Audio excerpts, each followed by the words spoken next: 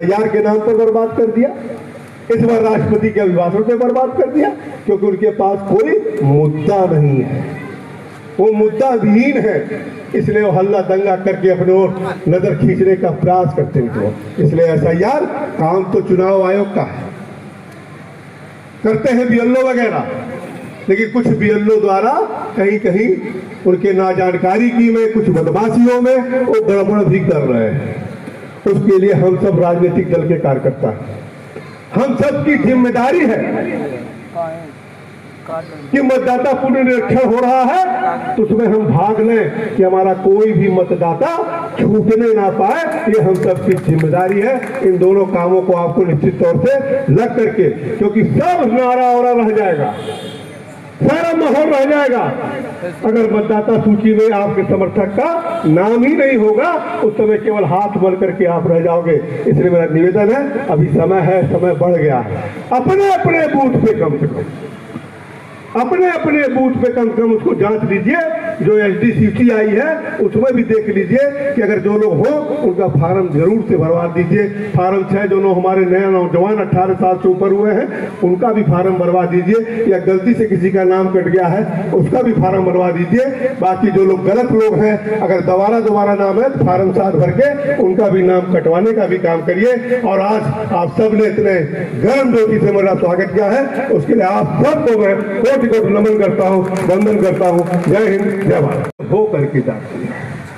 उत्तर प्रदेश में भी हमारी अस्थायी सरकार होना अति आवश्यक है, इसलिए हम सबको 1 साल का चुनाव रह गया है। पार्टी ने कुछ काम आपको दिया, प्रधानमंत्री जी ने एक बहुत सोच समझ करके विकसित भारत जी राम जी बिल लेकर के आया।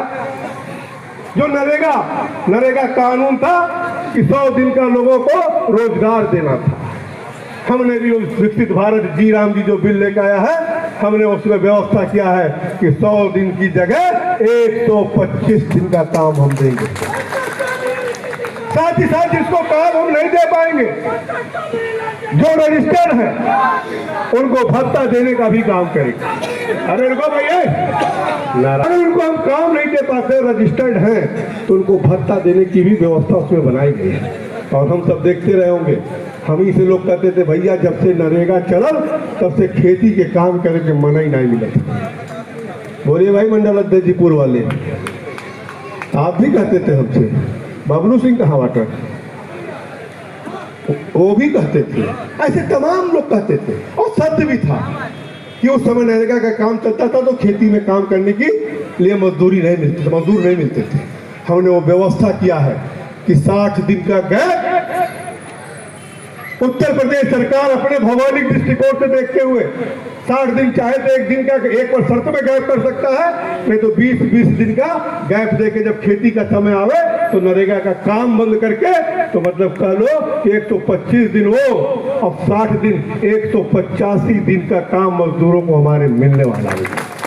लेकिन इसको कहीं ना कहीं गुमराह करने का काम किया जा रहा है। इसलिए मैं कहने आया हूँ, इसमें कहीं हमको गुमराह होने की जरूरत नहीं है, क्योंकि प्रधानमंत्री जी के रहते हुए अभी और बहुत विषय चल रहा है। हम सबको ये विश्वास होना चाहिए, प्रधानमंत्री 11 साल उत्तर भारत सरकार में काम कर रहे हैं, 25 साल से गुजरात में काम किए हैं, लेकिन मोदी के हाथों कभी भी किसी वर्ग का, किसी समाज का अहित नहीं हो सकता है, इतना मन में विश्वास रखना चाहिए। साथ ही साथ एसआईआर का काम चल रहा है, एसआईआर तो चुनाव आयोग का काम है। कार्यकर्ताओं ने लग करके 35 साल मेरा साथ दिया है, और अपने भर तक मैं भी प्रयास करता हूं कि कार्यकर्ता को मैं कार्यकर्ता नहीं, अपने परिवार का सदस्य समझता हूं, चाहे वो छोटा हो चाहे बड़ा हो।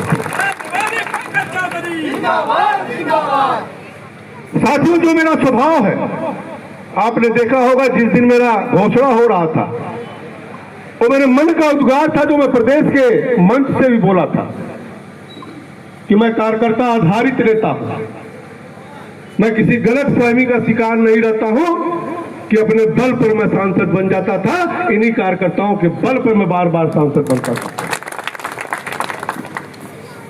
और मैंने मन से कहा कि 35 साल से जिस प्रकार से महाराजगंज के कार्यकर्ताओं ने मेरा आचरण, मेरा व्यवहार, मेरा कार्य देख करके एक गार्जियन के रूप में जो मुझे देखते हैं, और मैं भी एक गार्जियन के रूप में ही अपने कार्यकर्ताओं की रक्षा सुरक्षा करने का प्रयास भी करता हूं। और मैं प्रदेश के सभी कार्यकर्ताओं के सामने यही विषय रखा, ये मेरा कार्य करने की शैली है, और मैं प्रयास करूंगा कि पूरे प्रदेश में भी कार्यकर्ताओं को मैं अपने आचरण व्यवहार से वो संदेश दूं, ताकि उनका भी मैं गार्जियन बनने का प्रयास करूंगा। लेकिन वो बहुत 35 साल में यहाँ बन पाया, 35 साल में यहाँ बन पाया हूँ। प्रदेश बहुत बड़ा है, लेकिन फिर भी आप सबने जो उत्साह के साथ मेरा स्वागत किया है, और यही नहीं पूरे प्रदेश में, ये तो मेरा घर है, मेरा क्षेत्र है, पूरे प्रदेश में जिस प्रकार से कार्यकर्ताओं में एक उत्साह, एक उमंग का माहौल है, मुझे बहुत शक्ति मिल रही है।